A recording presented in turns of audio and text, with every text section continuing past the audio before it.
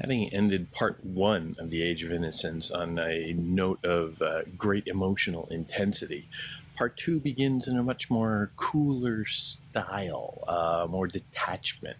Everything is just kind of going on placidly, and we are not given the same kind of interior drama. Or at least not given access to it as vehemently as some of those part one episodes where we're really taken inside and given these interior monologues. Here, it's all just surface, but the suggestions are the suggestions of interior intensity are always there. It's just that we are not given access to it as much. So we are left in the position of everybody, honestly, of trying to read the reality, the existential angst within all of this polite, placid pleasantness. The wedding of May Welland and Newland Archer is the inaugural event of this book, or of the second half of this book, and it is exactly that. It is a perfect, pleasant society affair. It has lots of decoration. We're told what everybody is wearing. We're told who is showing up, the proper people, all the bold-faced names of 1870s high society. We're told about just the general flow of the wedding, and it seems a little familiar, but again, the Wharton is writing this in part so that the average book buyer can get a look at how the hoi polloi have a big old-fashioned wedding. Weddings are always very popular in popular culture. But also it is another example of the kind of performative nature of society at this time. It is all about what people are wearing and what they are doing, and it has very little to do with what is going on inside. It is all performative. The readers don't know the dynamics of the situation. They can only focus on the superficiality of the event, the flowers, the dress, the cliches of the wedding.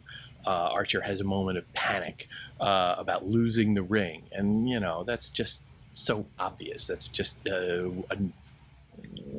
it's almost a cliche. Oh my God, I forgot the ring. That's almost dull.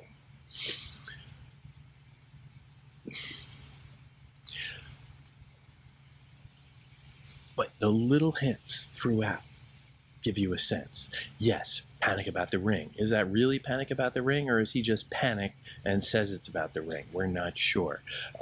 He takes his place at in this scene at the beginning of the wedding, quote, at the signal from the sexton.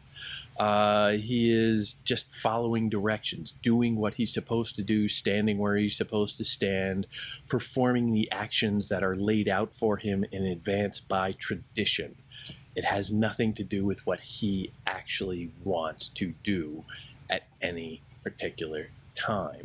The that word also, the signal, I think is significant in terms of, like, quite frankly, if you're reading this from a semiotic point of view, he is trying to read different signals. The sexton does not tell him something. He provides a sign that needs to be interpreted, a sign that can be interpreted by the people who understand how to interpret it. So you get that sense of the coterie again, but there's always that sense of it is something on the surface that he is trying to figure out the truth and validity of. The ceremony itself is kind of passed over. And this, again, is another kind of cliche of, like, movies or something that movies have come up with, where all the drama leads up to it, and then you get the solemn intoning, dearly beloved, "We are gathered together here," the rector began, we are told in Wharton's novel, and then it's just ... because you can fill in the blanks. That's just good stagecraft. Honestly, you don't need to have the whole ceremony typed out. It's like, yeah, okay, yeah, turn the page. They're getting married. We know what that is. But also think of the symbolic value of that, in that the ceremony is not really portrayed. What is portrayed is the flowers and the outfits and the people and the hoi polloi and all of the hoo-ha, all of the accoutrements of society's weddings, but not the actual truth, the reason that they are there. The core of it is the ceremony so that they can get married. And that is just here, that's piffle, who cares? It is all about the surface. We get the carriage outside the church pulls up. Afterwards, we're cutting, right past all of the I do stuff.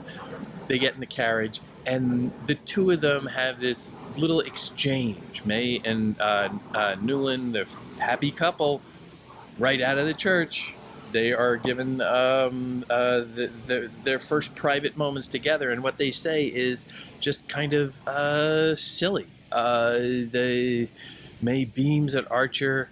You get a sense of this very made up, very well put together, kind of vacuous enthusiasm for the moment. May, sweet girl, I don't know. And they have this little exchange that I think is very telling. "Darling," Archer said, and suddenly the same black abyss yawned before him, and he felt himself sinking into it deeper and deeper while his voice rambled on smoothly and cheerfully. "Yes, of course I thought I'd lost the ring. No wedding would be complete if the poor devil of a bridegroom didn't go through that. But you did keep me waiting, I had time to think of every horror that might possibly happen." She surprised him by turning in full Fifth Avenue and flinging her arms around his neck. "But none can ever happen now, can it, Newland? As long as we two are together."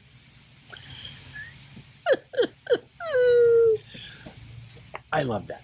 I love that Newland is sort of mouthing these stupid inanities just to make pleasant conversation in that private moment, even while he feels this dark existential dread looming up within him.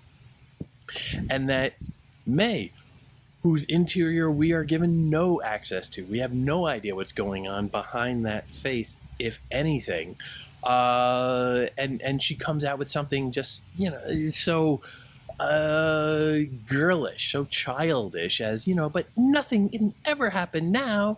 It's happily ever after time. Yay!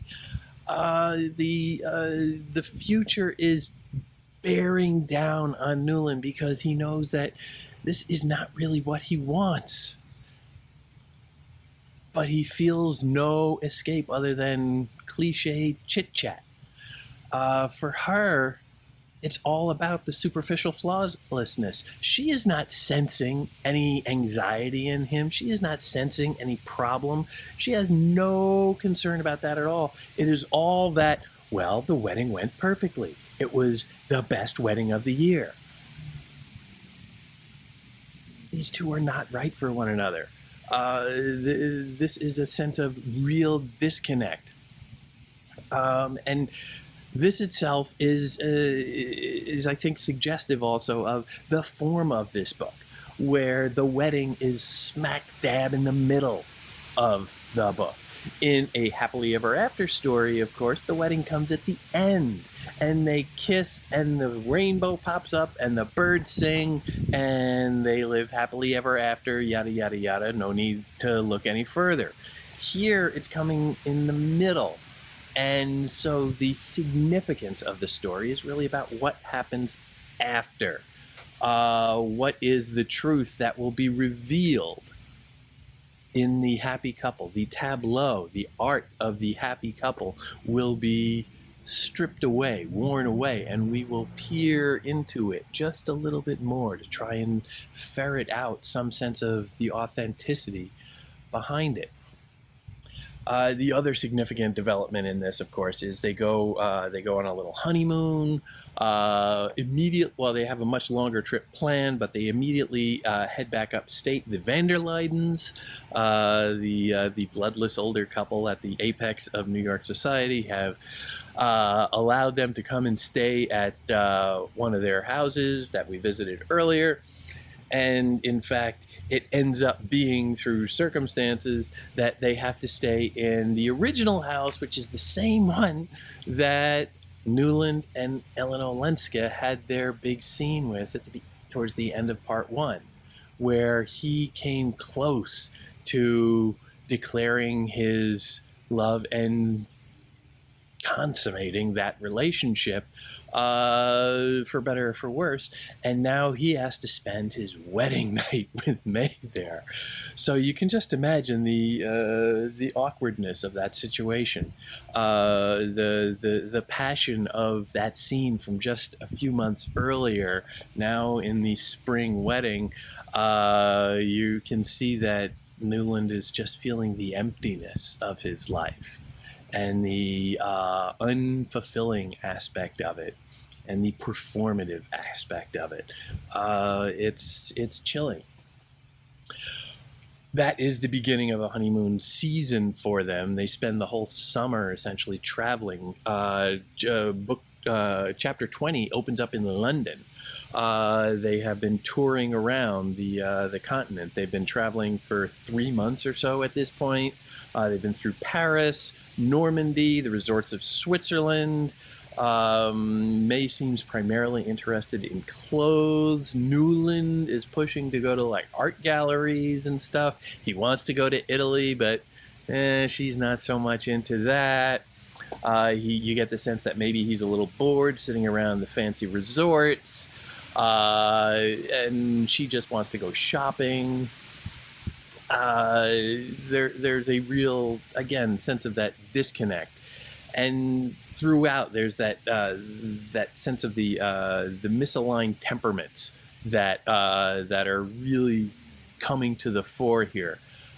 Archer had reverted to all his old inherited ideas about marriage. It was less trouble to conform with the tradition and treat May exactly as all his friends treated their wives than to try and put into practice the theories with which his untrammeled bachelorhood had dallied. There was no use in trying to emancipate a wife who had not the dimmest notion that she was not free. You can see Wharton there pushing a little bit and saying, well, okay, some of the responsibility for women's plights and women's rights are on we women, because we just take things for granted and we're so comfortable in our role. And also you get the sense dramatically of Newland just starting to, again, revert to form. He is at habit the conservative, conventional member of that society that everybody else is, and that he sometimes disdains and says, well, those people are just backwards. He is essentially constitutionally that. And here he's sort of reverting to type. All of the stuff earlier about women's rights are falling away, and he's becoming more conventional. We're told, moreover, that his artistic and intellectual life would go on as it always had outside the domestic circle. So you get that reference again to the divided Newland, the divided Archer, where he has, the polite, conventional life that he's willing to endure, as long as he has his intellectual and artistic existences for himself. It will be outside the domestic circle. The domestic circle includes not just, the marriage. It's really his whole world. because he's not married just to May. He's married to her family, and through her family, so many other people in this very small world.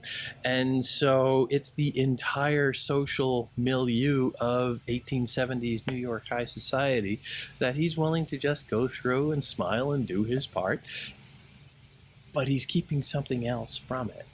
And he's indulging this inner truth for himself, artistic and intellectual. He feels that he cannot express that. He feels that he cannot share that. He feels that he cannot indulge that. But you can see the tension between those things. And is it realistic? As a practical matter, is it realistic to hold that in if it is so important to you? Freud would have, a great time with that. The newlyweds go to visit friends of Archer's mom and sister while they're in London. They have to. They're not quite on the same level as Archer and May. So May, of course, is very concerned that she's overdressed, which is in a way a little condescending to their hosts. In a way, also a sign that she is a little too self-obsessed, too obsessed with appearance, with clothes, with the superficiality, with the performative nature of the visit, if you will. But they go, and in there they have a nice enough time at this little dinner party that's been put together for them. And Newland meets up with a young French tutor who has been employed by the family that they're visiting. He's named Monsieur Rivière, and he's well-spoken, intelligent, charming. And he and Newland kind of hit it off. You're stuck at a dinner table with a bunch of people you've never really met before. It's nice to find, hey, we can have a conversation. And the conversation extends over a fairly broad range of ideas, and Rivière shows an interest in the same artistic and intellectual life that Newland so cherishes. And it's essentially the same dynamic that you get that Archer got back in New York with his friend, that he can exchange ideas. He can share something with another human being. They have a nice little discussion about the value of exchanging good ideas and exchanging frank talk and intellectualism and intellectual freedom outside the concerns of social conventions. The poor tutor dedicates his life to this. He's, relatively poor, but he values the intellectual life so much. He says, when one hears good talk, one can join in without compromising any opinion but one's own, or one can listen and answer inwardly. Good conversation, there's nothing like it, is there? The air of ideas is the only air worth breathing. And that's exactly what Archer does not have with May. And you can see him really intrigued. It's conspicuous how little May and Archer actually have real conversations, real exchanges. They are either completely trivial or very guarded and pregnant with meaning, but not actually expressed. It's a bit of a rush for him to make this friend. Now, when they're riding home after the dinner, we have that lovely little scene where they're going home, going over the evening, talking about this, talking about that. And Archer just says, well, yeah, I'm thinking about asking that Riviero, I'll send him a card and maybe we'll go have dinner together or something. Just get together. And May kind of poo-poos that, says, well, he seemed a bit common, didn't he? Which is a sign of snobbishness that has perhaps always been there with May, but here where it's brought up into some relief. But also, I think it's significant that she is sort of poo-pooing the whole idea of that side of Newland. You don't need to go talk to him for what? And Newland is disappointed by that, and he says, "Oh, well, yeah, I guess I won't do that." Essentially, which is a sign again of him just sort of accepting the new world order. Archer senses that compromise is going to be much more the norm for him in married life than he was perhaps comfortable with, and all of his unconventionalities will be effaced over time, and that this process is already just 3 months into their wedding and is already very well underway. It's also significant, I think, that you see this sudden chemistry between Archer and Riviere. And, some scholars might note that there is a conspicuous pattern going on here where he was interested in Riviere, and there was something enlivened in him by him. And you have to compare that perhaps to the forbidden intrigue of Olenska, somebody he cannot have, but is all the more alluring perhaps because of that. He is intrigued by something mysterious, something different. And that in contrast to May, who is very conventional, very safe, and also just unutterably dull. And she's also always described as girlish, sometimes in a way that makes her as a child, almost pre-sexualized, pre-sexual, pre-adolescent. So May is the anti-intellectual, and she is completely desexed. Ellen Olenska is intriguing and a symbol of all that he finds interesting in art and intellectualism, and that curiosity for authenticity in the world. And she is, in her way, kind of dripping in sexuality in her portrayal. Think about the shoulders that are exposed in that first scene and what it seems to be doing to Archer. So there you're getting an element of that, and it is sexualized. But now you're getting another aspect of that, which is for another, the same sense of mystery, the same sense of forbidden delights, forbidden pleasures, but with a man. You could go there. There's reason to chase that down. That's the fun of art, quite frankly.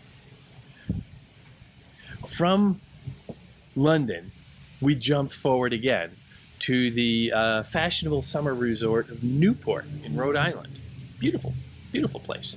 More lifestyle reporting from Ms. Wharton, who does very well and sometimes seems to revel in the description of all of these things, and offers to readers again that look behind the curtain of how the other half lives. The somewhat lavish indolence of the rich is always intriguing to the 99% of the rest of us.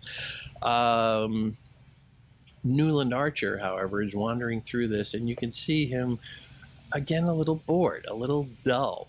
He is kind of frustrated, and very much like the tone of this whole second half of the book, it is a very placid scene, and he's going along with it, but all of the drama is happening underneath the surface with him. It's all in read between the lines, whereas in the first section you had those abruptions into the novel literature, because you get these interior monologues and stuff like that. Here, it's much more subterranean. It's more placid on the surface, perhaps more agitated underneath. Archer looked down with wonder at the familiar spectacle. It surprised him that life should be going on in the old way when his own reactions to it had so completely changed. It was Newport that had first brought home to him the extent of the change. In New York, during the previous winter, after he and May had settled down to the new greenish-yellow house with the bow window and the Pompeian vestibule, he had dropped back with relief into the old routine of the office, and the renewal of his daily activities had served as a link with his former self. Then there had been the pleasurable excitement of choosing a showy gay stepper for May's brougham. The Wellens had given the carriage, and the abiding occupation and interest of arranging his new library, which, in spite of family doubts and disapprovals, had been carried out as he had dreamed, with the dark embossed paper, Eastlake bookcases, and sincere armchairs and tables. At the Century, he had found Winsett again, and at the Knickerbocker the fashionable young men of his own set, and what with the hours dedicated to the law and those given to dining out or entertaining friends at home, with an occasional evening at the opera or the play, the life he was living had seemed a fairly real and inevitable sort of business. It was undoubtedly gratifying to be the husband of one of the handsomest and most popular young married women in New York, especially when she was also one of the sweetest tempered and most reasonable of wives, and Archer had never been insensible to such advantages.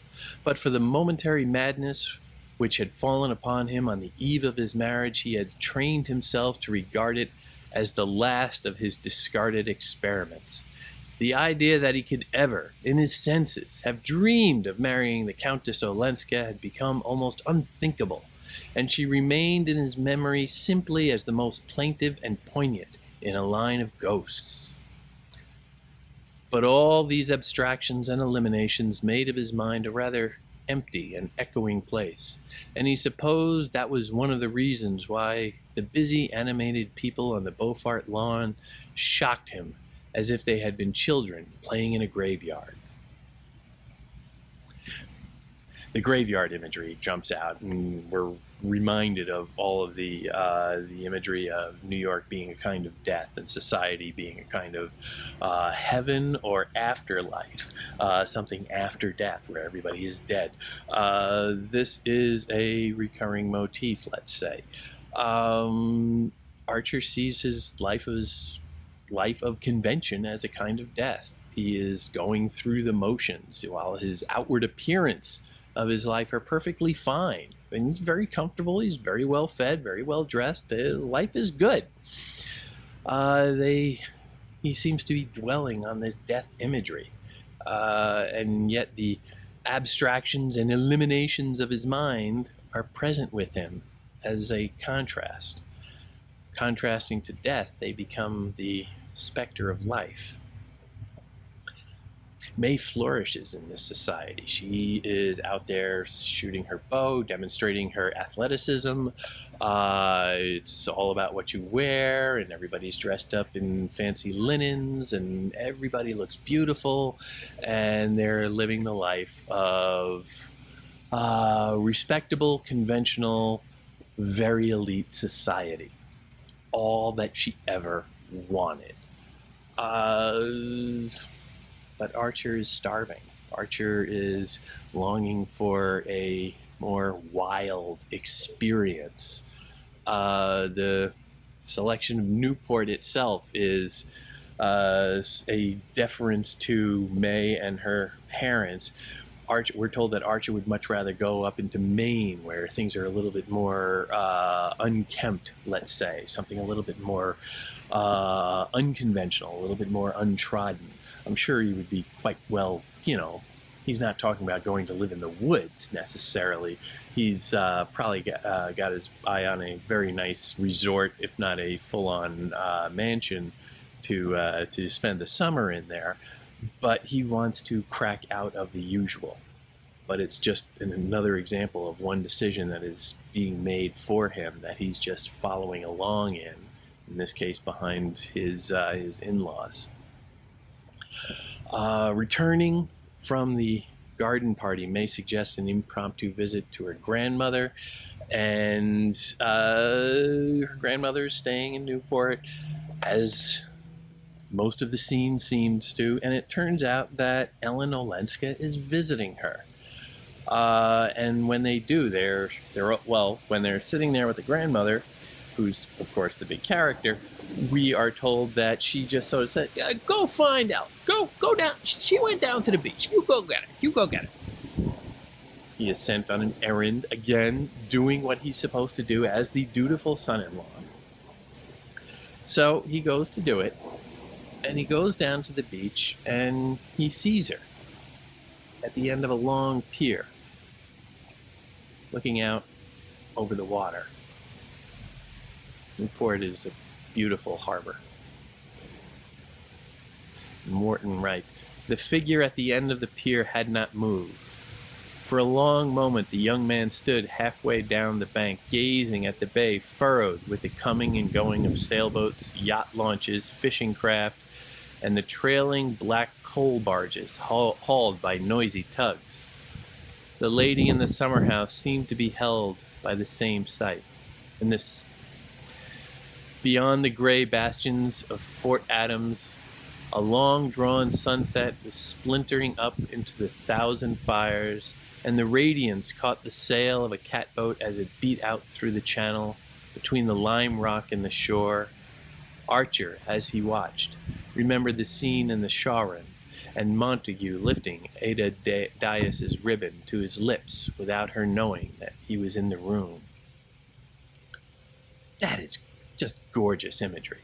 What beautiful lyricism. There's a poetry in the moment for Archer and for the readers. Wharton is serving it up. And it's analogized to a play, saying that, well, he saw this and he thought of yet another form of art. He is dwelling in this as a kind of artistic performance. His mind goes to the performance, of course, but there is something painterly about this scene. The setting sun, the different kinds of boats, the water shimmering in the background, all of the settings of this vast tableau, this scene. He wants to reach out to her, but he's just standing there staring. It's as if he doesn't want to disturb or profane the perfection of that image. If he were to call out, "Hey, May!" that would jar the perfection. So he's just standing there, looking. And he casts it all up to fate, and he says, "Okay, there's that sailboat over there. And it's sailing over towards there. And just over there is a lighthouse. If the sailboat crosses the lighthouse before May turns around, I'll just leave. Then it's not meant to be." He is passively neglecting his possibility here, his agency. He has no responsibility for bringing about fate. Fate will happen to him. Sailboat goes, and you can just picture that scene with the shimmering light and,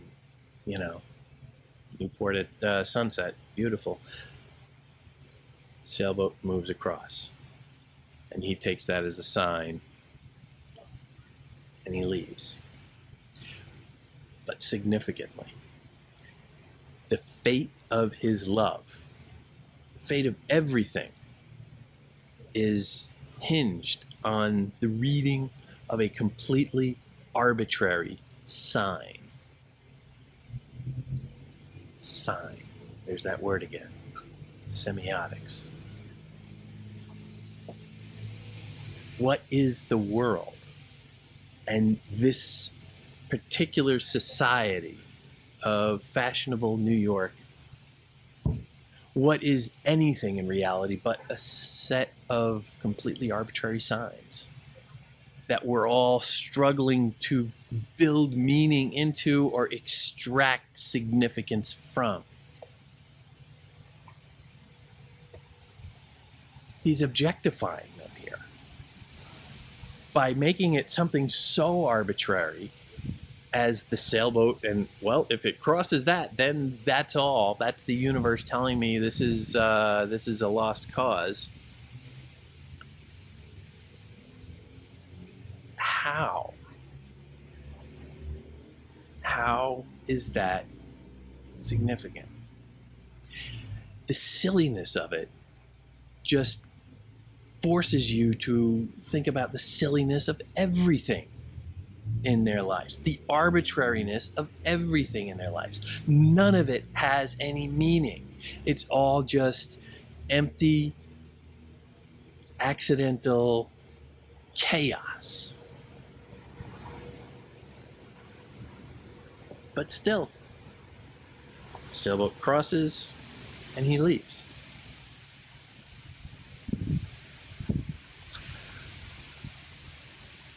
May's family in chapter 22 is invited to a party given by the less fashionable family in their midst, the Blenkers, and they have this very serious discussion about, well, you know, what is the appropriate level of response to this invitation?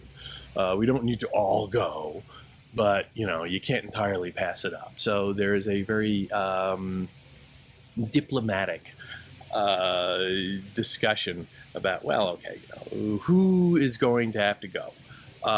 We'll send somebody, an emissary, but you know, if we were all go, that would look bad. If none of us go, that would look bad. But now we just have to send the right size response to this, and this is all dictated by the rules of convention. Nobody's coming up with anything here. Archer uses this opportunity when everybody, well, the significant number of people are out of the house. He is not made to go. That he says, well, you know, I'm gonna go. We got this new brougham, this new carriage. I'm gonna go over to look. I'm gonna go see a man about a horse. There's a go over there. So he goes to look at some horses for their stables for their new carriage, and it just happens that this place where he's looking at the horse is very close to where he knows Ellen Olenska is staying. So he goes and visits, and he thinks that she will be at this same party that he is not attending, but he just wants to be there. He just wants to feel a presence. Doesn't actually want to confront her, doesn't want to be with her, but just wants to sense her presence, which I think is significant. He's more comfortable with the abstraction than the immediacy, the reality. He assumes she is at the party, but he is hesitant about going to this house. For a long time he stood there, content to take in the scene and gradually falling under its drowsy spell, but at length he roused himself to the sense of the passing time. Should he look his fill and then drive away? He stood irresolute, wishing suddenly to see the inside of the house, so that he might picture the room that Madame Olenska sat in. There was nothing to prevent his walking up to the door and ringing the bell. If, as he supposed, she was away with the rest of the party, he could easily give his name and ask permission to go to the sitting room to write a message. He doesn't want to disturb it, just like the scene with the with the ship, with the sailboat. He sees this rustic house, and it's so quiet. He doesn't want to disturb it. It's only when a member of the family who lives there, who didn't go to this party, comes out and sort of interrupts his little reverie, that he does leave. But from her, he learns that Olenska is in Boston, and soon he is dashing off once again. throughout these chapters, these opening chapters of book 2, we are jerked all over the place. We're in London, we're given reference to Paris and all the other places, we're we're back in Newport, we're just all over. We're told that more time had passed with New York in between. We're getting a sense that he's all over the place, which recalls all of the jerking around he did from New York to the Hudson Valley to Florida and back to New York, the kind of erraticism that's coming out in his life, the kind of frenetic pace of his life. Yet, in these passages in book 2, we are given very little access to his direct thoughts in the same concentrated and bulk that the previous examples had given. Everything is subterranean. The placidness of the scene is, I think, more powerful than in the beginning. And Archer is just moving through it passively. He has consented to marriage. The end of book 1 is him just feeling like he got sort of boxed out into it. But he had the out. He could have just, backed out. But no, he went forward because that's what was expected of him to do. He gave in to that, and he gave up on the idea of having an independent life for himself. And now he's just sort of passively going through this other stuff with little fits and starts. He runs off to go see Ellen Olenska in Boston. He's intrigued by that. He can't do it. He is doing it all in secret. He's doing it all on the sly, exhibiting exactly the sort of behavior that he was so judgmental of with Lefferts and Beaufort and all of the men about town cads in New York. Is he one of them? Is he better than they are? Is he worse than they are? I don't know. But we're marched through this. And the story itself is, I think, more prominent because of the lack of interior access to these characters. I would say the plot is more prominent. We are given more cause and effect. Archer learns that Ellen Olenska is in Boston, and so he runs to her. Archer learns that Ellen Olenska is going to be at the party, so he runs to the house where she won't be, supposedly. Archer learns all of these things and reacts to them. He is always reacting. But the plot is moving forward. The plot is more prominent, and we are getting sucked into the melodrama of the plot, perhaps. It is just sort of going along, and is he going to cheat on her? And as he, what's really going on? And this looks like a good party, and that looks like a good party, and all of the surface stuff. But it's beneath that. What is happening beneath that? What is the value beneath and behind the surface reality, the performance of all of this, the seductive qualities of the plot? What can we read into it to extract as something authentic?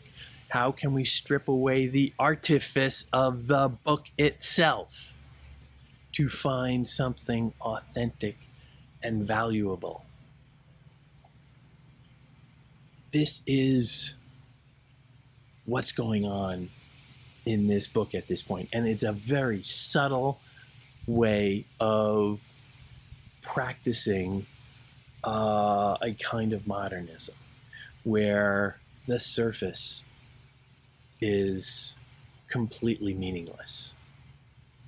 The world itself is a kind of chaos. But the point is to try and access something within. The only truth worth having is something interior. The only validity, the only sense in the world, the only comfort in the world is finding some sense of an ideal within the darkness of the everyday.